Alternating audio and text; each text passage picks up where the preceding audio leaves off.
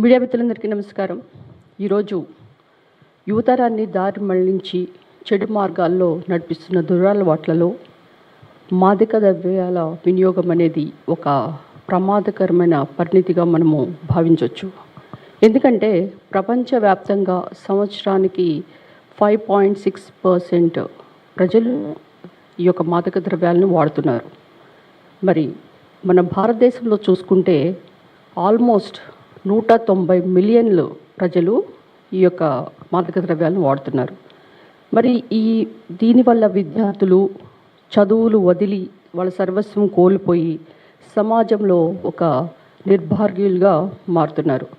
మరి ఒకసారి మత్తుకు అలవాటు పడితే వాళ్ళ యొక్క చదువు, ఉద్యోగం, సంసారం, ఆరోగ్యం, కుటుంబం ఇవన్నీ కూడా సర్వస్వం నాశనమైపోయి డ్రగ్ కోసం యువత మరి చివరకు దొంగతనాలు, హత్యలకు కూడా వెనుకాడని ప్రమాదమైన పరిస్థితికి వాళ్ళు చేరుకోవటం మనం గమనించాలి. దీనన్నిటికీ ముఖ్య కారణం ఏంటంటే ఈ డ్రగ్స్ని ఏ విధంగా మరి అబ్యూస్ చేస్తారో మనం ఒకసారి గమనించాలి. ఎందుకంటే ఎవరైనా యువతని మరి డ్రగ్స్ ఇవ్వటం అలవాటు చేస్తే వాళ్ళు డ్రగ్స్కి బానిస అవటమే కాకుండా వాళ్ళు ఎలిసిట్ ద డ్రగ్ ట్రాఫికింగ్ అంటే వాళ్ళ చేతనే మళ్ళీ ఈ డ్రగ్స్ అమ్మిస్తారు. మరి ఈ డ్రగ్స్ తీసుకోవటం వల్ల వాళ్ళకి ఏమొస్తుంది అంటే గంజాయి, cocaine, heroin, opioids, narcotics, there are many drugs. ఈ నార్కోటిక్ డ్రగ్స్ వాడటం వల్ల చాలామంది కూడా ఈ యొక్క సెంట్రల్ నర్వ్ సిస్టమ్ అనేది యాక్టివ్ అయిపోవటం, తద్వారా వాళ్ళకి ఎలాంటి బాధలున్నా వాళ్ళు మర్చిపోవటం, సడన్గా వాళ్ళ ఫేస్ మీద హాట్ ఫ్లాషెస్ అంటే ఒక రకమైన ఎరుపు రంగు రావటం, మెడ మీద రావటం, మరి వాళ్ళు తీసుకున్న వాళ్ళకి వెంటనే ఒక ఎనర్జీ వచ్చినట్లు, it causes boosting of the energy and సడన్గా బీపీ, హార్ట్ రేట్ పెరగటం. మరి చాలామంది హాలుసినేషన్స్ అంటారు, అంటే ఈ డ్రగ్స్ తీసుకున్న వాళ్ళకి అదొక అలవాటు ఉంటుంది. ఎందుకంటే వాళ్ళ రియాలిటీలో వాళ్ళొక పాపర్స్ కావచ్చు, లేదా వాళ్ళు చాలా బాధలు పడవచ్చు, డిప్రెషన్లో ఉండొచ్చు. ఎప్పుడైతే ఈ డ్రగ్స్ వాడతారో సడన్గా వాళ్ళ యొక్క థాట్ ప్రాసెసింగ్ అనేది చేంజ్ అవుతుంది. అంటే ఏంటంటే వాళ్ళు ఏం చూస్తున్నారో, ఏం వింటున్నారో అదంతా కూడా రివర్స్గా వాళ్ళకి కనిపిస్తుంది, అంటే which is not there. So ఇలాంటి ఒక వింత అనుభూతిని, ఒక యాజ్ ఇఫ్ ఒక స్వర్గానికి పోయిన అనుభూతిని వాళ్ళు పొందటం వల్ల, ఈ డ్రగ్స్ తీసుకోవటం వల్ల వాళ్ళ యొక్క బాధలు తగ్గిపోయి వాళ్ళు ఒక యూఫోరియాలోకి వెళ్ళటం వల్ల ఈ డ్రగ్స్ ఒకదానికి అలవాటు పడతారు. అంటే ఎప్పుడైతే ఈ డ్రగ్స్ అలవాటు చేస్తారో డెఫినెట్లీ ఇక వాళ్ళు ఆ డ్రగ్స్ యొక్క అడిక్షన్కి అసలు వాళ్ళు బయటకు రావటం చాలా కష్టం. అయితే దీనికి అంతటి ముఖ్య కారణం ఏంటంటే గత ప్రభుత్వంలో మీరు గమనిస్తే మనము డ్రగ్స్ తీసుకోవద్దు, డ్రగ్స్ వద్దు బ్రో అంటే వైసీపీ ప్రభుత్వం ఏమంది, డ్రగ్స్ తీసుకో బ్రో అంటూ వింత ప్రచారం చేశారు. మరి అది కూడా ఎవరితో చేశారంటే వైజాగ్ స్టూడెంట్ యూనియన్ ప్రెసిడెంట్, వైసీపీకి చెందిన వ్యక్తి పులగం కొండారెడ్డి. ఆయన టార్గెటింగ్ అంటే ఏంటంటే ఒక engineering colleges, schools and different sectors అంటే ఉద్యోగస్తుల మీద టార్గెట్ చేసి ఈ డ్రగ్స్ని ఏ విధంగా అమ్మాడో మరి మీ అందరికీ తెలుసు. ఈ డ్రగ్స్ పార్టీ అంటే వాళ్ళ పార్టీలో పెద్ద పెద్ద నేతలు ఎక్కడైనా పార్టీ చేసుకుంటుంటే పార్టీకి సరఫరా చేసి వాళ్ళ ద్వారా పదవులు పొందటం, ఈ పదవి వచ్చింది ఆ డ్రగ్స్ ఆయన సప్లై చేయటం వల్ల. మరి ఈ డ్రగ్స్ సప్లై చేయటమే కాకుండా ఆయన అడ్డంగా సప్లై చేస్తున్నప్పుడు ఈగల్ టీంకి దొరకటం అనేది మీరు కూడా గమనించాలి. ఆ యొక్క ఈగల్ టీం దొరికిన ఈ పులగం కొండారెడ్డిని జగన్మోహన్ రెడ్డి ఏం చేశాడమ్మా, ఆయన నెత్తి మీద పెట్టుకొని కనీసం సస్పెండ్ కూడా చేయలేదు. అంటే డ్రగ్స్ తీసుకోండి, మీరంతా సర్వనాశనం అయిపోయింది, యువత యూఫోరిక్గా వెళ్ళిపోయి రకరకాలైన హత్యలు, తర్వాత వాళ్ళ పార్టీలో ఉన్న వాళ్ళందరే దొంగల పార్టీ, అంతేకాకుండా హత్యలు చేసిన పార్టీ మనుషులు.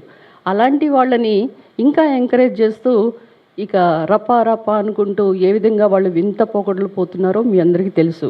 మరి ఇలాంటి డ్రగ్స్ తీసుకుంటున్న వాళ్ళకి జగన్మోహన్ రెడ్డి గారు ఎలాంటి మరి సందేశం ఇచ్చారా అంటే ఆయన యువత భవితకు కానీ డ్రగ్స్ పట్ల కానీ ఆయన ఉన్న నిర్లక్ష్య వైఖరిని రాష్ట్ర ప్రజలందరూ కూడా గమనించారు.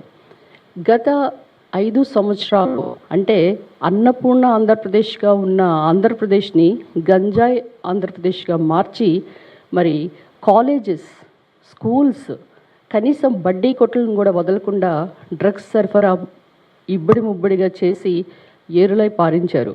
ఆంధ్రప్రదేశ్ను, అన్నపూర్ణ ఆంధ్రప్రదేశ్ని గంజాయి ఆంధ్రప్రదేశ్గా మార్చారు. ఇక గంజాయి సరఫరాకి రాజధాని ఏదయ్యా అంటే ఆంధ్రప్రదేశ్ని రాజధానిగా, అంటే దేశ రాజధానిగా చేసిన ఢిల్లీ కాదు, గంజాయికి ఆంధ్రప్రదేశ్ దేశ రాజధానిగా మార్చారు.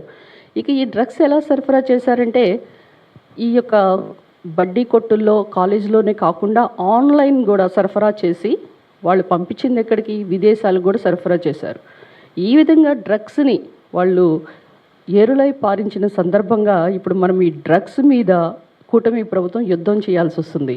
ఈ యుద్ధంలో భాగంగా ఈ యొక్క అన్నపూర్ణ ఆంధ్రప్రదేశ్ని తీర్చిదిద్దే ప్రోగ్రాం వల్ల స్టార్ట్ చేసాం మనం. దీనికి గాను ప్రత్యేకమైన మంత్రులు కమిటీ వేయటం, అంతేకాకుండా ఎవరైతే గంజాయి చోట పండించి ఆ పండించిన దాన్ని చేరే గమ్యం వరకు ఈగల్ టీం అనే సైన్యాన్ని వేటకు పంపించటం, అంతేకాకుండా ఈ యొక్క డ్రగ్స్ మాఫియా పైన ఉక్కు పాదం మోపటం, మరి నార్కోటిక్ పోలీస్ డిపార్ట్మెంట్ని కూడా ఒకటి పెట్టి అండ్ మంత్రుల ఉప కమిటీని కూడా పెట్టి ఇప్పుడు విజాగ్ అండ్ పాడేరు అండ్ అమరావతిలో స్టేట్ టాస్క్ ఫోర్స్ని కూడా మనం నియమించడం జరిగింది.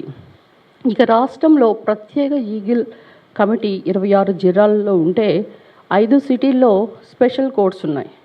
సో ఈ విధంగా గంజాయి సాగుదారులకి, స్మగ్లర్స్కి, వినియోగదారులకి సైతం వాళ్ళు ఎవరిని వదిలిపెట్టకుండా జైల్లో పెట్టి ఈగల్ విభాగం నడుం బిగించింది. ఇక కఠినమైన చర్యలు, ఇక ఎవరైతే డ్రగ్స్ సరఫరా చేస్తున్నారో వాళ్ళందరినీ ఇప్పటి వరకు మనము ఆల్మోస్ట్ 9,500 మందిని అరెస్ట్ చేశాం. అంతేకాకుండా ఈ కఠినమైన చట్టాలైన పిఐటి అండ్ ఎన్డిపిఎస్ అంటే narcotic drugs and psychotropic substances act 1985, దీంట్లో ఏంటంటే ఎవరైతే ఈ డ్రగ్స్ సరఫరా చేస్తున్నారో వాళ్ళందరి మీద కఠినమైన చర్యలో భాగంగా 75 మందిని మనం అరెస్ట్ చేశాం.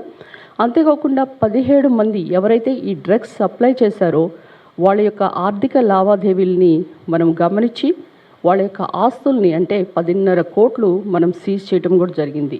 గంజాయి ఆంధ్రప్రదేశ్ అయిన ఉత్తరాంధ్రని ఈరోజు మరి అన్నపూర్ణ ఆంధ్రప్రదేశ్గా మారుస్తూ మనందరికి కూడా ఒక సంకేతం ఇస్తూ ఈరోజు డ్రగ్స్ వద్దు బ్రో అనే మాటని మీరందరూ కూడా ప్రపంచవ్యాప్తంగా, మరి ముఖ్యంగా రాష్ట్ర వ్యాప్తంగా మన ఆంధ్రప్రదేశ్లో ఈ యొక్క గంజాయిని పారద్రోలి ఈ డ్రగ్స్ ఫ్రీ ఆంధ్రప్రదేశ్గా చేయాలని మీ అందరికీ కూడా మనవి చేస్తున్నాను. Thank you.